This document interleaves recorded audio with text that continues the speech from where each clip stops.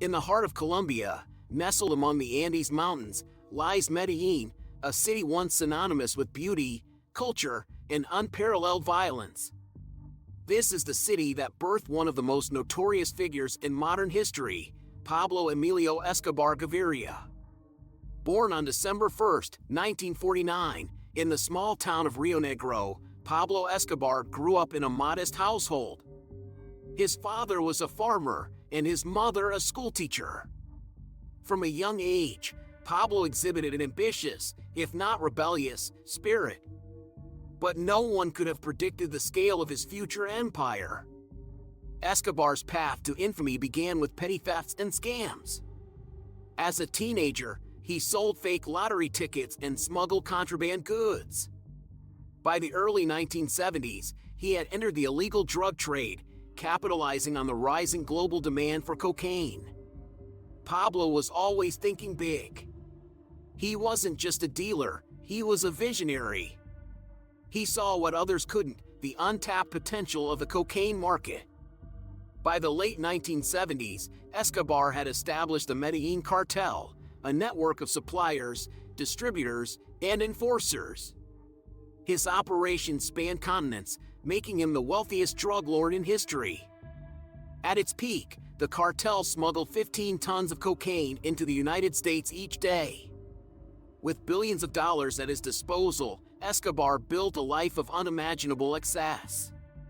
His Hacienda Nápoles estate became a symbol of his wealth, complete with a private zoo, airstrips, and countless luxury vehicles. Despite his ruthless business practices, Escobar cultivated an image as a man of the people. He invested in community projects, built schools, hospitals, and housing, earning him the nickname El Patron among Medellin's impoverished communities. He gave us homes when the government ignored us. To us, he was a hero. But beneath the Robin Hood facade lay a man who ruled through fear and violence. Escobar orchestrated assassinations of judges, politicians, and journalists. He waged a war against the Colombian government, using car bombs and targeted killings to maintain his dominance. One of his most heinous acts was the bombing of Avianca Flight 203 in 1989, killing 107 people. Escobar's aim: to eliminate a political rival. By the early 1990s, Escobar's empire began to crumble. International pressure, led by the United States, forced the Colombian government to act. A specialized task force, known as the Search Bloc, was created to hunt him down.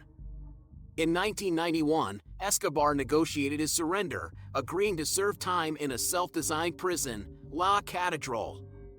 But even behind bars, he continued to run his empire. When authorities attempted to transfer him, Escobar escaped, sparking one of the most intense manhunts in history. After 16 months on the run, Escobar was tracked down to a hideout in Medellin. In a dramatic shootout, he was killed by Colombian forces. The reign of the king of cocaine had come to a bloody end. Today, Medellin bears little resemblance to the city Escobar once terrorized. While his name still evokes fear and fascination, it's also a cautionary tale of the destructive power of greed and ambition. Pablo Escobar's legacy is one of extremes, a man who gave so much yet took so much more. There are 200 million idiots, manipulated by 1 million intelligent men.